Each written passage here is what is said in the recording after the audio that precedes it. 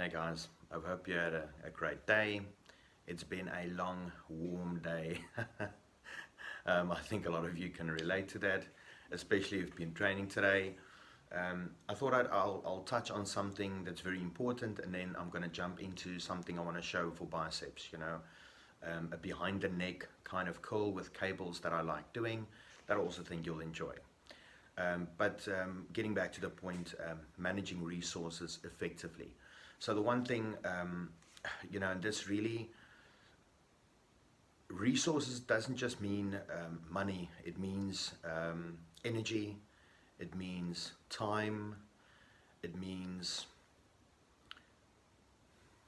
opportunities. So managing your resources effectively will help you in this sport a lot. And I think it's only when it starts getting really serious that you can't drop the ball, that you start tightening up on things like this. But of course you can cut your own learning curve by just applying these rules from the get-go, right? I mean, you could go through the point of learning them the hard way, which of course a lot of people love to do repeatedly throughout, or you can try them, see the success they bring, and then put them into or create healthy habits, where you start looking forward to these types of things, managing resources, reflecting on the time available after the time has been spent. Sometimes I think we rush around a lot, and we don't get much done. I touched last time on a diary, getting something like that. It's going to help you a lot to manage your time effectively, and then also money. One thing where if we look at money, especially in South Africa, where high income is not really a thing, and we're all trying just to get by, and especially the sport, or just any sport in general, or development, is usually there is a price tag. But what you can do is, on times we have, the one thing that I've noticed with athletes is they kind of splurge. They like to binge. So one way you can kind of not have this for years going on before you notice it is, when you're following your diet consistently throughout the week. That's why I thought it would be important for me to kind of share this today, being Thursday, and then tomorrow Friday. The weekend kind of starts for a lot of people. And on weekends we would go eat out, we would order food, and that'll be 3, 4, 500 bucks a pop. And if you look at buying chicken or buying whatever you need to eat, usually that'll be a lot cheaper than just one takeout meal, right? But we kind of turn a blind eye to things like that because getting takeout is nice, and we deserve a little treat now and again, right? That's very human, but very unnecessary and very wasteful at times, unfortunately. But we also come to that. We all think we need a treat. We all think we deserve various things that we think we've earned. And of course, there's a time for that. Sometimes athletes ask me, maybe this is something you've also been pondering, how effective is having cheat meals on weekends, and so on. Now, honestly, that really depends on the athlete. And some would say, yeah, but if we're speaking strictly about fat loss and stuff like that, from personal experience, it really depends on how you structure your diet. You would need to consider that you would be having a cheat meal the way you set up a diet. I would, if considering that there's a cheat meal on the weekend, I would try to make the diet a little bit tougher throughout the week, because because there's going to be a calorie surplus on the weekend one day,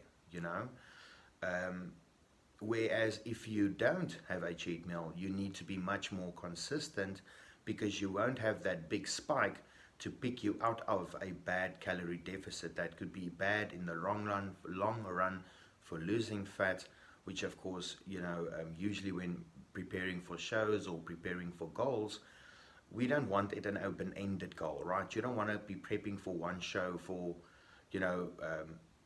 or want to be prepping continuously for a year.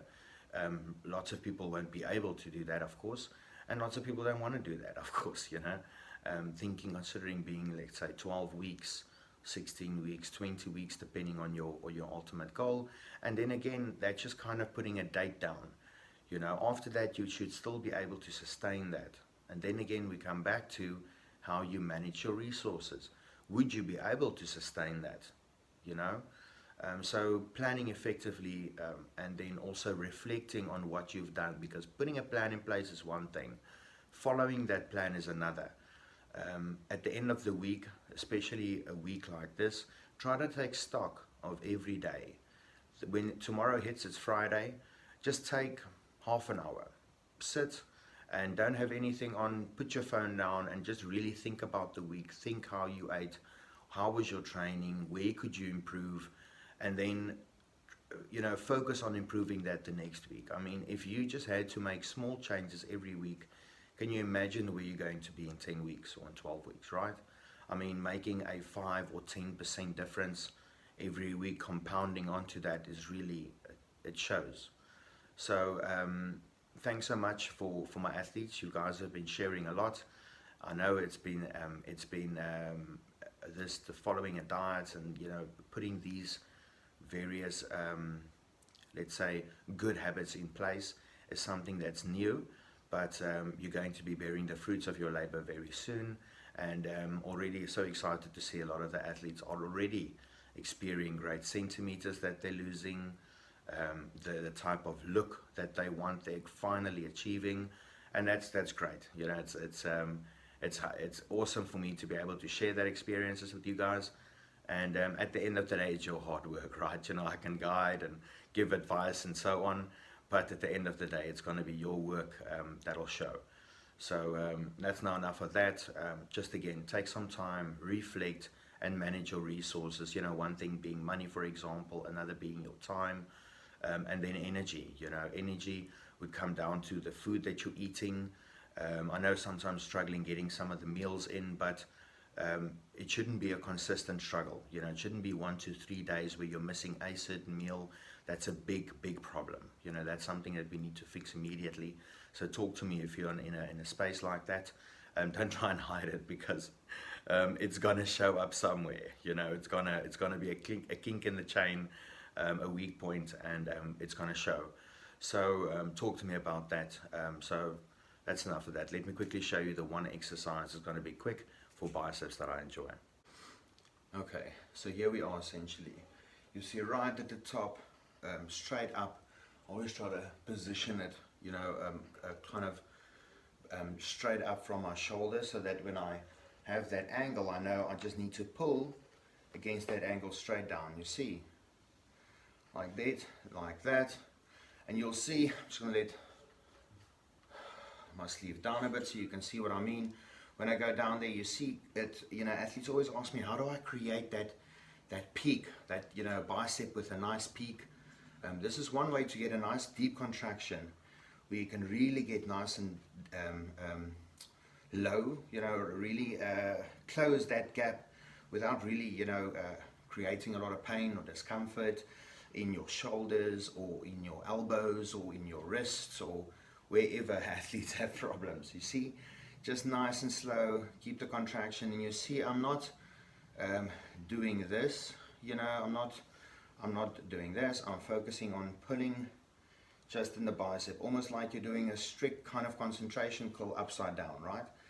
In the bicep, squeeze nice down, and it's just behind my head. You see, squeezing over there, right? Oh, I like this exercise now, doing a little bit. Immediately I'm having fun. So that's kind of what I want. You see, very strict form. I'm not, and this is very light. I've got 5 kilograms on the thing back there. So that's what, 10, 12 pounds or whatever. But so putting back, nice contraction all the way up. Oh, nice. I could do that all night. So have a great day, guys.